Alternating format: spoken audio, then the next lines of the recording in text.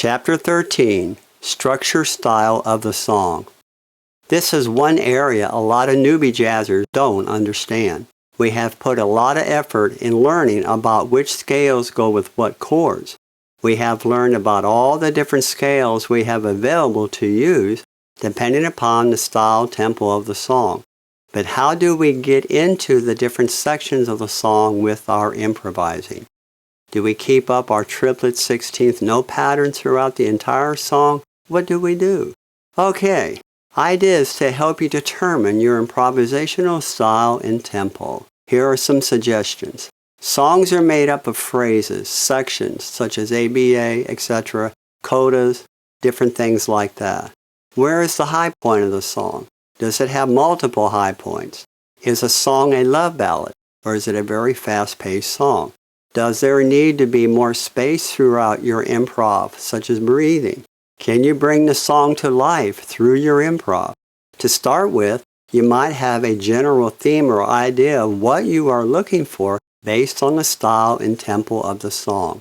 Will your rhythmic tempo be twice as fast or half as fast, or will you break it up and spread it out throughout the song depending upon the intensity of the moment?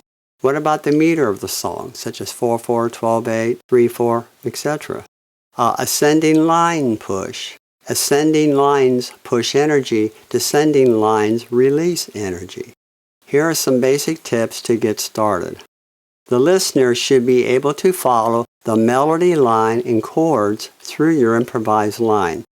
No, they're not going to hear the melody per se, but harmonically, the way you're improvising, they're going to be able to follow where the verses are, choruses are. They're going to have an idea, and it's going to sound cohesive compared to the rest of the song.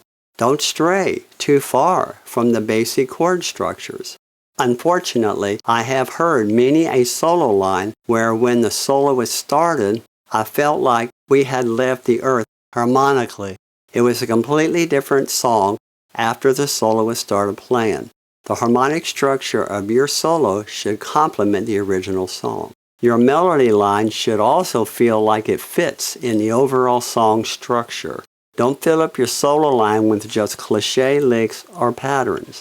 It is fine to learn and memorize them, but please add some of your own new ideas to the performing table. I have actually heard solos that sounded just like John Coltrane or Miles Davis. I would suggest that if you are a newbie, start out by mapping out the structure, harmonic, melody line of the song on manuscript paper or using Sibelius or Finale software. Think about your 3 to 4 note motif and what you would like to do with it. Write out the growth and development of the motif throughout the solo. As you do it, be thinking about the scales you will use as well as the overall harmonic content of the song. Then you can add where you might want to go vertically as well as horizontally. Be thinking about the rise and fall of your solo line.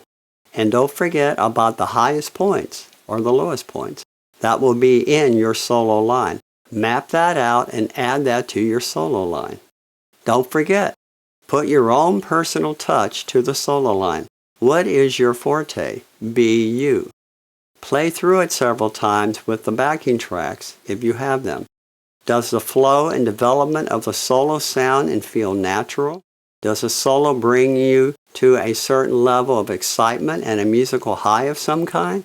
If it is a very touching ballad, does your solo line reflect extreme emotions? If it is a balls to the wall song, does your solo line have the listener on the edge of their seats wanting more? If it is any consolation, I have been working in jazz for over 50 years and I'm still working on this area. It is a lifetime endeavor. Here is an example from a song I wrote about 10 years ago on my Bonita album.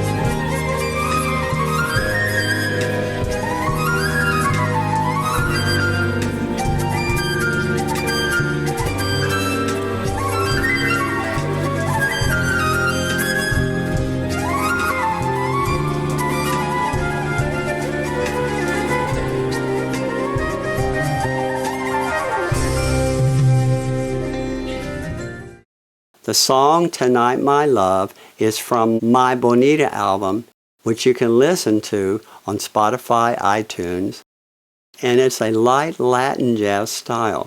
As you can see, it is pretty adventurous with lots of highs and low moments. The point I was trying to make was with the energy of the improv part gradually gaining more and more strength before finally culminating in releasing the energy before going to the coda. So as you can see, the music kept getting higher and higher and more angular with the octave jumps near the end. Here is another example of some of my original music.